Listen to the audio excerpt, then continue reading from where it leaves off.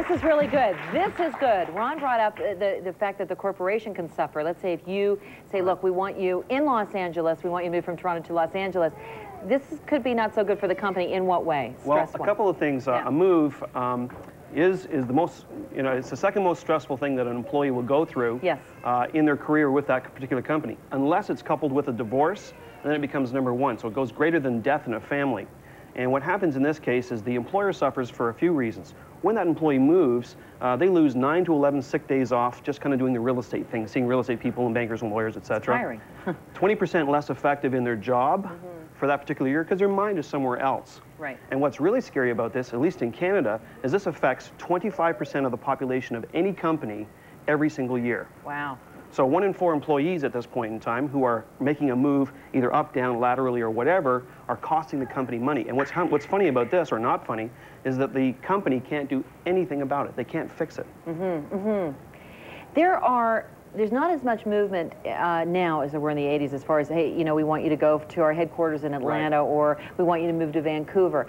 But when they happen, they are giant moves. That's right. And that's when we get back to the stress factor and everything. I want to talk to you about something else, though. I want to talk to you about, especially in southern Ontario, cottages, and what a big, I mean, half the city leaves to go to their cottages on the weekend. Or their boat. Or their boat. Or I'm standing up for boaters' rights. I don't know. I like land, okay? I'm a little bit into land. You're cutting grass. Yeah, I like to cut grass.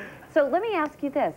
If you're doing okay, you still have a mortgage and everything, how do you know if you should get into the recreational properties? Because a lot of people get into it now because of El Primo time to buy. This is the time to buy. And hoping that the 7-year swing up is going to improve things. And you know what? I'll flip it in 7 years. Right. Is that the right way to think?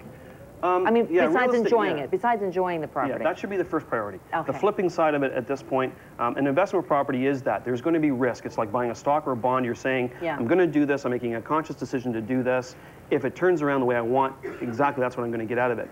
With a cottage property or something to that effect where it's recreational, you have to have the idea, I'm going to enjoy it first. I'm doing it for myself and my family. If it has the investment qualities to it that I'm looking for, terrific. If I lose, I knew I was taking a calculated risk. Yeah. Okay. With that, you got to be pretty secure in your mortgage at this point. Your mortgage that you're carrying right now should be something that's not putting a strain on the family. So it should be less than 25% of your monthly take-home pay. Then at that point in time, you can maybe look at going into some kind of recreational property. And if that fits your budget, don't have it go more than about 35 to 40% of your total household income at this point, because there is carrying expenses with a house, especially a cottage as well, because you're traveling up there, etc. It is another house, and it has all of the fringe benefits. The gas to get there, the food that's in the refrigerator. Can I go on? The lawnmower. Can you tell I had one? I couldn't remember what was in one refrigerator versus the other. And you have to go grocery shopping at least 4 times a week. And that irritates me. And the beer store. Don't forget the beer store. Although the beer store, right. Well, maybe that won't happen anymore. That's right. You can buy it at buy the beer. Wouldn't that be nice? We can go buy the beer at the grocery store. Okay, so no matter how you look at real estate, it is really a tough thing. What do you say to people, though, who say to you, look, I'm in this thing, I'm in this house, this thing. They start to hate it. They start to resent it. Yeah, they do. But sometimes. I know I'll never pay this house off. Well, you know they made the mistake in the first place by getting into the house. Right. Is it realistic to know that you can pay? Do you see what I'm saying? Is it realistic for people to say, do you hear this often that people say, I cannot pay this house off, and they just kind of went, I'm going to live for today? Yeah, what happens is that's a 1989 mentality of where people have kind of, they pay $200 for a house, it's now worth $160,000, and they're saying, I'm never going to get out from underneath it at this point in time. There is an equity loss. You may or may never recover from that situation. Right. But if you're going to make the change, now is the time to do it. Take the loss in the house that you've had in '89. We call it loss equity at that point. What do you do, though? What do you mean, take the loss? What do you mean? Sell the house.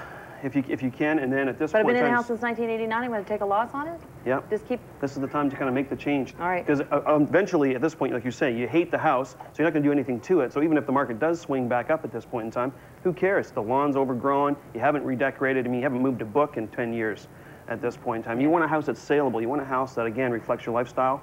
Because it is an investment. It's like if you leave your car to rot, it rusts, it's not going to get any money. Or, Ron, you could watch Home Day and start decorating that house. That's right. And you're supposed to come do my boat. Yeah, I'm supposed to decorate his boat. Okay, we'll do that.